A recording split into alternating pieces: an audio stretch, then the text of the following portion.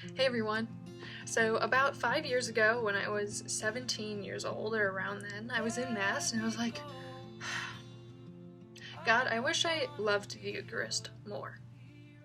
As a Catholic, I feel like I'm supposed to be on fire for it. It's supposed to be the center of everything, and here I am slumped in my seat in Mass thinking about breakfast. So I said, Lord, help me to love the Eucharist more. Then within the same year, I started to get very sick. I didn't know what was going on. I had a lot of stomach aches all of the time. I had terrible acid reflux that would burn consistently, constantly, etc.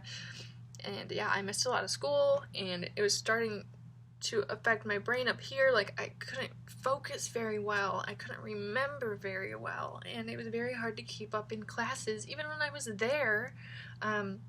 So eventually we went to the doctor, and after extensive tests for a lot of different things, including tests where they actually went in and took tissue out of my digestive tract in different places, they discovered that there was damage on that tissue equivalent to celiac disease. They're like, you can't eat gluten. I'm like, I don't know what gluten is. They're like, it's in wheat, it's in flour, bread. Bread, okay, I won't eat sandwiches, and I'll put Chipotle in a bowl instead of a burrito. I had a lot to learn right then. I went home, and I wasn't eating sandwiches anymore. I wasn't eating pierogies anymore. Dad's side's Ukrainian, so I do miss the pierogies. The Italian pastries I also miss, but I'm not even Italian. Cannolis are amazing. So, I'm off of gluten for a couple months here. I think 2 months or so. And I go back in and they give me another blood test to test if said numbers have gone down that indicate gluten antibodies in the body. If they're really high, that's bad, and it means inflammation is currently high too. And if they're low, it's very good. I go in to the doctor, they're like, Renee, your numbers haven't changed at all, and you're off of gluten. They eventually got it out of me that I was still going to Mass, daily Mass, and receiving the Eucharist. They're like, Renee, you can't do that. Really? Not even every once in a while? Nope. Because it spikes those numbers and the inflammation keeps going in the cilia in your intestines. The little fingers that absorb the nutrients, they literally end up looking like this on a person with celiac. Completely flat, and they don't absorb what they eat, and then they get a bunch of symptoms of malnutrition. I'm like, okay. I was like, I guess I'll just have the wine.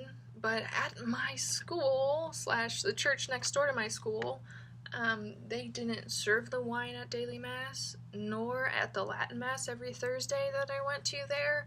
So I was like, okay, well, I'm just gonna have to sit this one out, So all my friends would go up to receive, and I'd sit there, and they'd come back, and I'd still be sitting there, And this went on for weeks and weeks and months, and actually even I think 2 years or so, or 3 years or so. Actually 4 maybe, where I'd sit down if they did not have the wine at Mass, or if I could possibly talk to the priest beforehand, I would, about getting wine, but I'm always late to Mass, so I usually don't have time to ask, which is bad. Lord, please help me to love being on time for Mass. So we investigated the gluten-free hosts, but after further research, and even after purchasing the hosts, we discovered that those hosts actually still contain gluten in them because they have to, but they've been approved to have a certain tiny, tiny, tiny, tiny amount of gluten in them by the Vatican. It's got to be real bread, basically. There's no such thing as a completely, totally, purely gluten-free host. So that didn't work for me. Then, eventually, it occurred to me, I don't know why it took so long. I could go up and I could get a blessing from the priest and not have to sit there all the time. And that was a really big deal for me to finally realize that, because I would sit there when all of my friends and all my family went to receive the Eucharist, and you know what? It hurt. It started to really, really hurt that I couldn't go up there with them. And Lord, I thought, is this how you're bringing good out of this?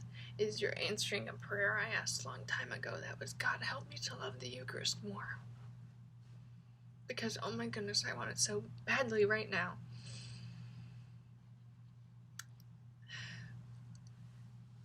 So eventually I started to walk up and at least cross my arms while I'm up there so that I'm not sitting in the pew looking like I did something terrible and cannot go and receive. Which that has happened too. And so I've legitimately sat there because I felt like I needed to go to confession, you know. I've done that. I'm sure some of you have done that. Sometimes it's really rough. People are like, I'm pretty sure she's Catholic. I don't know what people are thinking, or if they're thinking even anything, but sometimes you're just sitting there, gosh, I'm kind of embarrassed right now. Could I just, like, disappear? Can people, like, not? If you have social anxiety, it's a kind of a stressful thing to sit there all alone while everybody goes up. So I started going up and getting the blessing.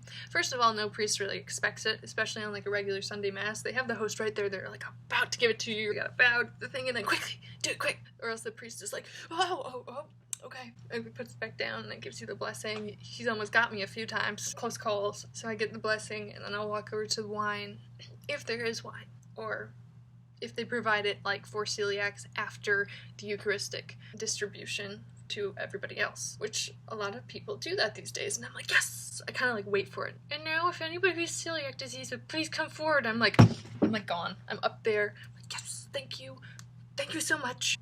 If you are a priest that does that, or at a parish that does that, thank you so much from us Catholic celiacs. Because I've gone up and gotten the blessing, a variety of things have happened. Like I said, I've gotten some close calls where the priestess almost got it to me, and I'm like, no! And then there have been the times when I go up there, get the blessing, and the priest is like, oh, Lord, help your daughter, put your mercy flood upon her. Some of them get really dramatic. Some of them think you are either, you know, not Catholic, so the priest is doing his job by really, you know, being very charismatic and kind and a little extra for that person. It's beautiful. So happy I've witnessed it in so many priests. I'm so happy I can get that blessing. So sometimes these priests, they go, oh, Lord, bless your daughter, and keep a watchful eye on her at all times, and bring her closer to you, amen. A good, like, 5 seconds. And then, after Mass, the dismissal, everybody's starting to exit the church, and Father's there shaking hands, God bless you, God bless you, God bless you. And then, oh, here I come, he remembers me. So, God bless you, God bless you, God bless you, God bless you. God bless you, thank you so much for coming today, God bless you. That's what I ended up getting. There's the chance that really I am a sinner that just doesn't feel worthy to receive the Eucharist, needs help. He could think that I'm not Catholic but really interested. And so his reaction to me, very charismatic and kind and attentive, is totally appropriate and great. I'm so glad that he does that. When you receive that kind of attention as a cradle Catholic that's been Catholic your whole life, sometimes you might be tempted to go like, oh, if only he knew that I am actually a Catholic. Hold on, stop. We all need help. We all need the blessing. We all are broken in some extent, and we all need that extra power in that priest's prayer over us. I sure need it. So before I go like, oh, if only he knew, like, I have been Catholic since I was a baby, or I'm just allergic, like, I'm fine. I'm not fine. Are you fine? The whole reason we're in the Catholic Church is because we're not fine. The church is a hospital, and we're all broken in a million different ways that only Jesus can fill. Only Jesus can fill. Thank you for watching my video about gluten-free celiacs in the Catholic Church. It is quite an experience, but we appreciate when people are patient with the extra things the priest has to do to accommodate us. We are very thankful to the priests that do accommodate us. If you are Catholic within the Catholic Church, be kind to your brothers and sisters. The ones with celiac, they were diagnosed with it, and hopefully that suffering brought them closer to Jesus Christ. It's a journey. It's part of their life story. I know the gluten fad gets really annoying. I'm doing it to lose weight. I'm doing it because it gets rid of my headaches. I'm doing it because, as a Catholic, we need to be aware that people can be off of food sometimes because they are actually suffering. We can't assume. So, thank you for watching this video. I hope you enjoyed it, talking about something different today. And to all those Catholic celiacs out there with me, I would love to hear about maybe your experiences too as a celiac within the church. And also, if you can relate to that experience of really wanting the Eucharist but not able to have it, whether you are allergic to the host like I am, or whether you were in a state of mortal sin and couldn't receive it and felt that same strong desire, because that's a really cool thing to talk about.